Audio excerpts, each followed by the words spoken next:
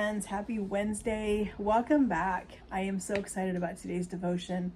Doing something a little bit different today. I know we've been reading out of our 2-minute devotion book for women, but we're taking a little bit of a break from that one today. This has just really been heavy on my heart this week. As some of you guys know, I was able this last Sunday to attend the memorial service of my sweet friend from high school's mom passed away. And so they had her memorial service up in a little town called Rainier, Oregon, about 3 hours north of where I live. And I was able to go and be there for my friend and just be there to love on her and support her. And I know that it meant a lot to her to have me there. Another friend of ours from high school was also able to come. And so Angie just had her own little support system between me and our other friend from school. And her pastor thought it was just incredible that we drove the distance that we did, both of us, to get up there and to be with Ange and her family. And so I was thinking a lot about some things that her pastor said during the service, and it really got me thinking. And it's something that I really am I've really been meditating on this all this week and just really, really thinking about this. And so the verse that came to mind as I've been, thinking about this and praying over this is from the book of Matthew, and it's in chapter 6. It's on the Sermon on the Mount is part of it.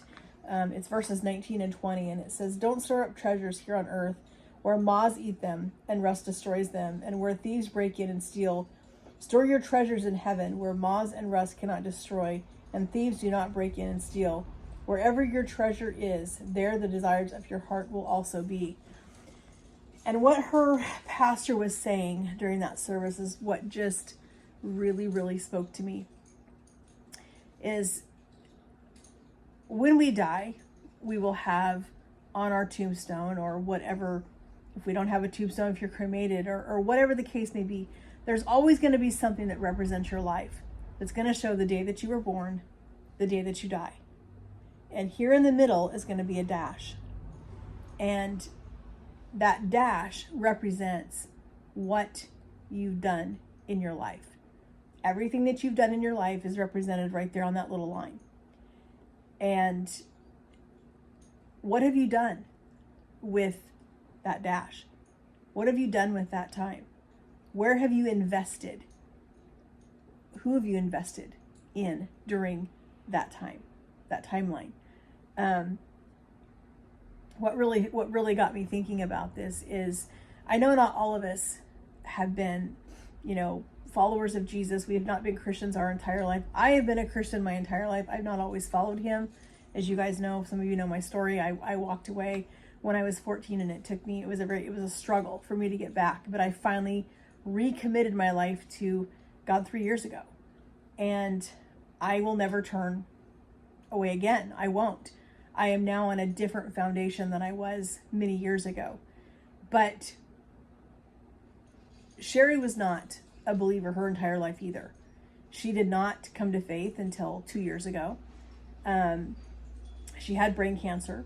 And when she was diagnosed with brain cancer and her surgeon told her, we need to do surgery to remove that tumor from your brain, she bargained with God.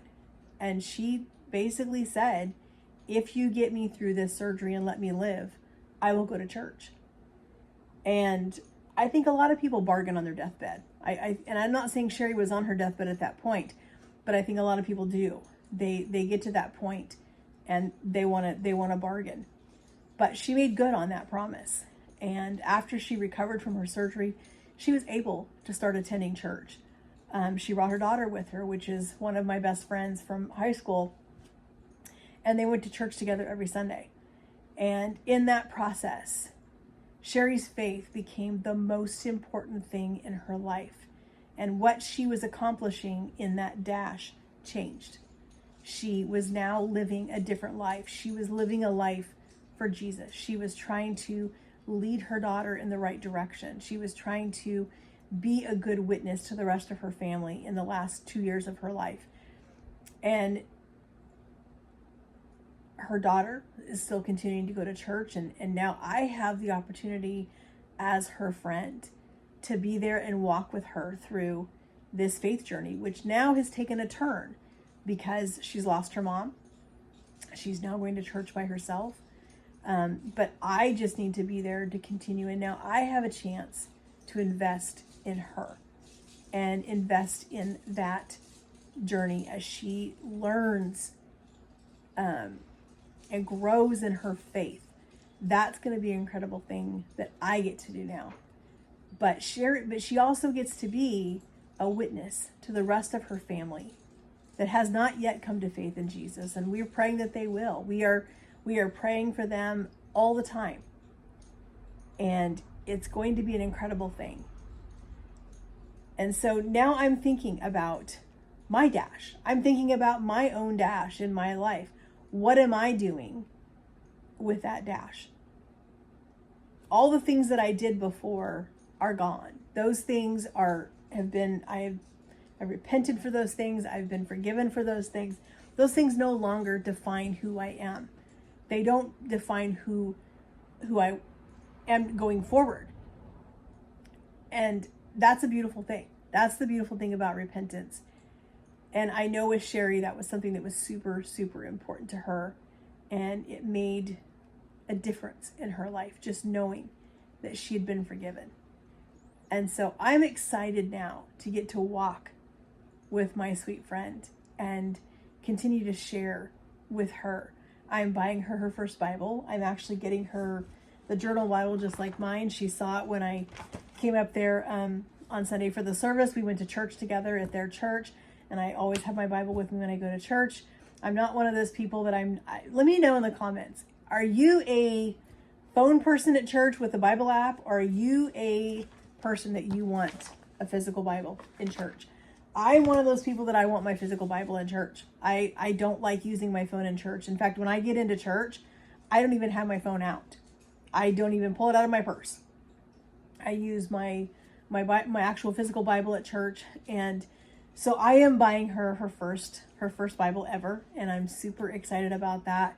And I got her onto the Bible app, which is the app that my church uses. But she doesn't have to join us, but we can read devotions together. I can pick out some devotions and we can read those together and we can comment on those together. So that's an exciting thing. I now have our relationship and our friendship from all these years. And friends, it's been 40 years that I've known her. 40 years is a long time. It's incredible. Our other friend that joined us up there, I've known her for 42 years. And so it's rare that you find friendships that last that long, but it's just incredible that I get to now come alongside my sweet friend from high school and encourage her and help her grow in her faith and in her walk. And she gets to do this because of her mom. And that is an incredible thing. So I know in my heart that when Sherry passed away on April 16th, she stepped into the arms of Jesus. And I know that she heard, "Well done, good and faithful servant," even though her short timeline, the only part of that dash between her life and her death was just a short 2 years. That's the 2 years that Jesus wants to talk about. He wants to talk about those 2 years. What did you do after you accepted me into your heart? Did you just go through the motions of life, or did you invest in somebody? Did you do something different? And she did. And so now I'm looking at my own dash. Now I'm looking at my own timeline, and what am I doing with my own dash? What is my dash going to say about my life? How is it going to represent who I was and how I lived? And that's what I'm thinking about now. And I'm excited now, going forward, as I said, to get to walk with my friend and just be there for her and continue to help her heal from this loss. Her mom was an incredible lady. She was so sweet, and I just absolutely loved her. I'll read just a little bit from her memorial thing from here. It was just so cute. So her pastor wrote, after her surgery, from which she had a brain tumor removed, she became a member of the Rainier Community Church of God. In the end, her faith was a cornerstone of her life, providing strength and comfort throughout the last 2 years. And I just love that. That just makes me so, so happy to know that I will see her again. And I will get to rejoice with her. And that is going to be an incredible reunion. I cannot wait for that. And so, friends, I hope this was an encouragement to you. It was not meant to be a depressing devotional video. It was meant to be an encouragement to you. And I think we all should be looking at our dashes and looking at what we're doing and where we're investing our time. And you know, are we investing in things that matter? Are we investing in our children? Are we investing in our grandchildren? Are we investing in our families? Are we investing in, I mean, just who are we investing our time in, and what are we investing it in? And those are the things that matter. And having all the things, they don't matter. They mean nothing. What matters is, are we leading people to Jesus? That's what matters. So, friends, I hope you guys are having a great day. We are having some beautiful weather here. I'm going to get outside in the garden a little bit this afternoon. I just got home from work. As I told you guys, I started a new job at my church where I am the new family engagement and billing administrator. And so I'm doing billing and I'm doing family engagement. I got to do 2 tours today at the daycare this morning, and that was super fun to get to meet 2 incredible women, and that we may potentially get to have their kids in our daycare, which will be fun. And so I'm learning a lot. I have a lot of things that I still need to learn, and so I'm doing that as I can. I'm starting to learn the process and the billing process they have there and all the other things that we have going. So it's going to be super exciting. So just trying to juggle between that and my YouTube and getting videos done. And I've got VBS to prepare for, and I'm preparing for a Bible study that I'm going to be leading in the fall. So I'm trying to get prepared for that. So I have a lot of things going on right now, but I am loving every second of it. And when I look at these things now, and I look at those things and say, how can I serve Jesus by doing each one of these things? And so that is my focus now, friends. That is what I'm doing. I'm now focusing on my own dash. And I hope you guys will look at yours. Give me some of your thoughts down below. Let me know what you guys think about today's video, about that verse, and let me know what you think about that concept of our dash. What are we doing with our dash? And yeah, I would love to hear from you guys in the comments. I love getting to read your comments, and it just means a lot to me that you guys come hang out with me and that you are even interested in hearing my thoughts on scriptures and that kind of stuff. And it's something that I'm really passionate about, and I just love sharing it with you guys. So friends, get outside, enjoy the beautiful weather if you have it. Just remember that it's our job to bring people to Jesus, and that's what he wants us to do. And I hope you guys will take that seriously, and I would love to hear anything you guys have to say in the comments about it.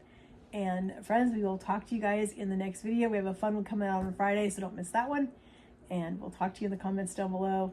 Have a great day, friends, and God bless.